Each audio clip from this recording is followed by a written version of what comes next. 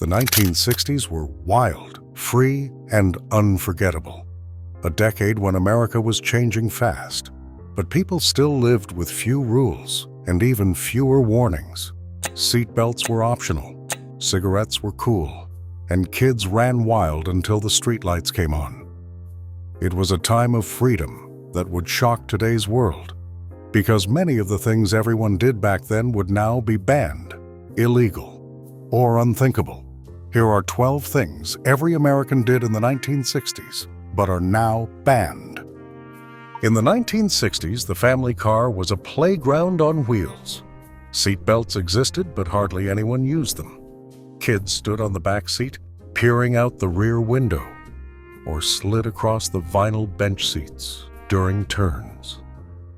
Babies sat on their mother's lap, and nobody thought twice about it. On long drives, children napped stretched out across the back, completely unbuckled. Station wagons became fortresses of imagination. Kids played games, wrestled, and sometimes even rode in the cargo area. Safety wasn't ignored. It just wasn't yet understood. Cars were built like tanks, and people believed that was enough. It wasn't until the 1970s that seatbelt laws arrived, forever changing how Americans traveled and survived. In the 60s, cigarettes weren't just common, they were cultural. People smoked everywhere, at the office, on airplanes, in grocery stores, and yes, even inside hospitals. Doctors lit up between patient visits, and no smoking signs were rare. Television ads featured celebrities and even physicians endorsing cigarette brands. Ashtrays were part of the decor, one on every desk, dashboard, and nightstand. The smell of tobacco clung to every fabric, and nobody minded. It was a sign of sophistication, of adulthood. Only decades later did the world realize the cost of that smoke-filled freedom. By the 1990s, the haze had lifted, literally, but those who lived through it still remember when lighting up was as normal as breathing. Every kid in the 60s had a bike, and not a single one had a helmet. Schwinn's, Stingrays, and banana seats ruled the streets. You raced your friends down gravel roads, popped wheelies, and took turns too fast, leaving trails of dust and laughter behind. When you fell, you didn't panic. You got up, brushed off the dirt, and kept going. A few Band-Aids, maybe a little mercurochrome, and you were good as new. Parents didn't hover. They waved from the porch and trusted you'd be home by dinner. Those rides weren't about exercise. They were about freedom. Today, a fall would mean a lecture on safety gear. Back then, it was just another story to brag about at school. If you stuck out your thumb in the 1960s, someone stopped. Every time.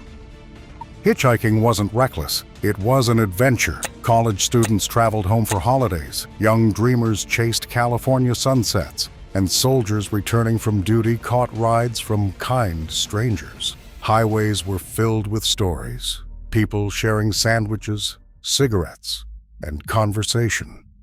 It was a different America, one where trust still outweighed fear. Hitchhikers carried hand-painted signs reading, "Going west," or "Need a ride to Denver," and nobody thought it strange. But by the late 1970s, things changed. Crime rose, and the news turned hitchhiking into something dangerous. The open road lost a bit of its innocence, but those who lived it still remember the freedom. Before recycling bins and weekly garbage pickup, everyone had a burn barrel. It sat behind the garage or near the garden, a rusty drum filled with yesterday's papers, cardboard boxes, and who knows what else.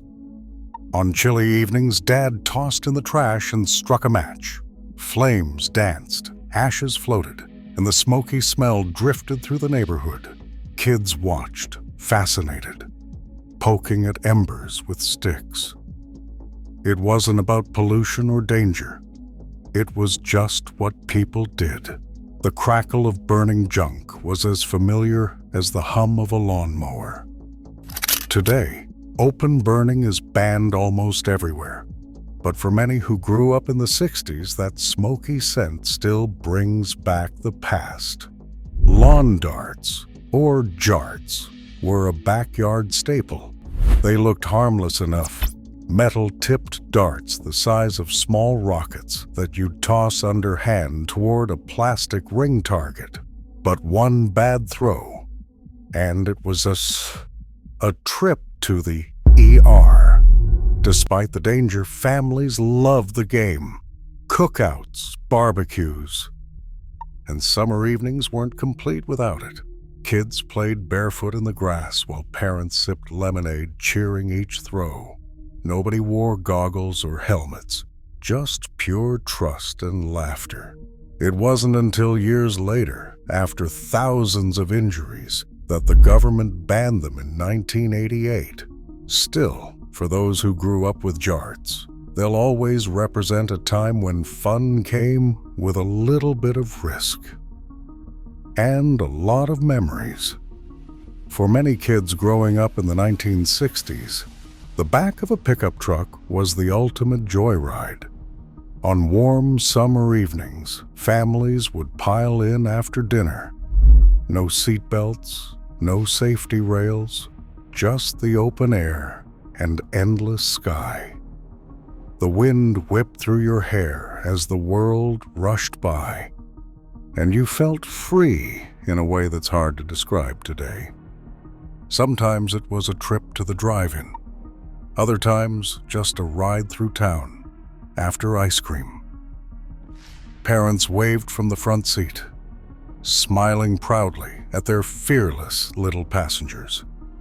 Nobody saw danger, only adventure. Today, that same scene would earn a ticket in most states, but back then, it was childhood magic on 4 wheels. In the 1960s, bottled water didn't exist. You quenched your thirst the old-fashioned way, straight from the garden hose.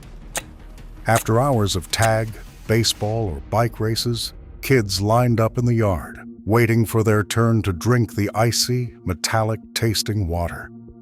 No one thought about germs, lead, or water filters. The hose might have sat in the sun all day, but that first cold blast was pure heaven. The sound of water sputtering, the smell of grass, and the laughter of neighborhood kids. That was summer. Today, it's discouraged or even banned in some places. But for those who grew up then, hose water still tastes like freedom, and childhood rolled into one. In the 60s, independence started early. Parents went to work or ran errands, leaving kids in charge with nothing but a quick, "behave yourselves." The oldest sibling became the de facto leader, and the rest of the day was pure adventure. You made sandwiches, built forts, watched cartoons, or rode bikes until dusk. No phones, no check-ins, no babysitters, just trust. The world outside might have been big, but it felt safe. Neighbors kept an eye out, and every kid knew when to be home, when the streetlights flickered on.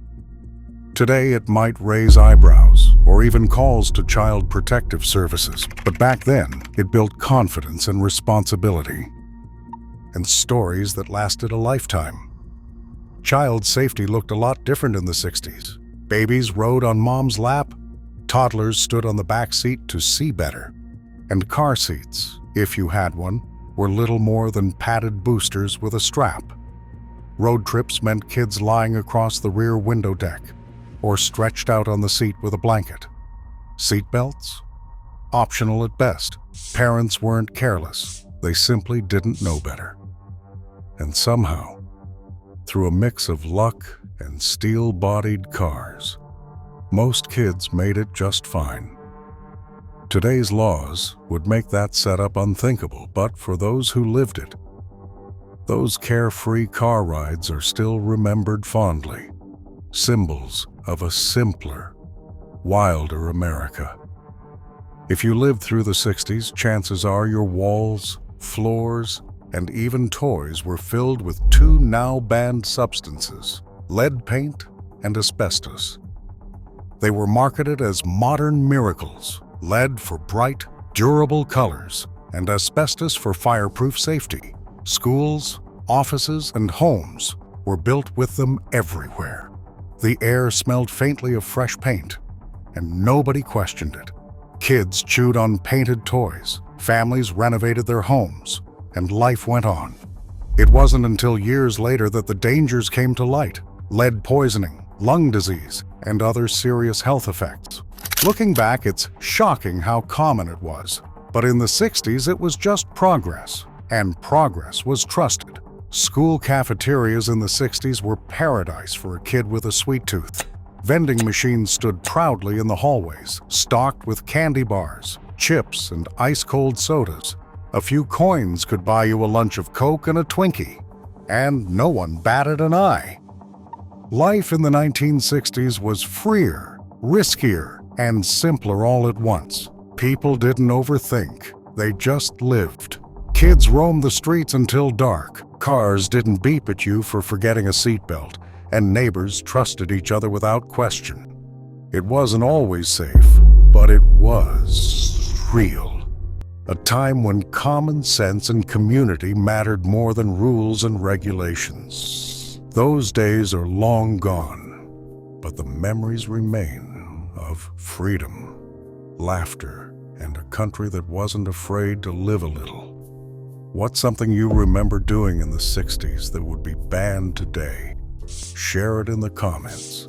We love reading your stories. And don't forget to like, subscribe, and join us for more nostalgic looks back at the good old days. School cafeterias in the 60s were a paradise for a kid with a sweet tooth. Vending machines stood proudly in the hallways, stocked with candy bars, chips, and ice-cold sodas. A few coins could buy you a lunch of Coke and a Twinkie, and no one batted an eye. Teachers didn't lecture about sugar, and parents didn't read labels. It was all about simple enjoyment. Lunchtime was filled with the sound of cans popping open and wrappers crinkling, and kids compared who got the best snacks.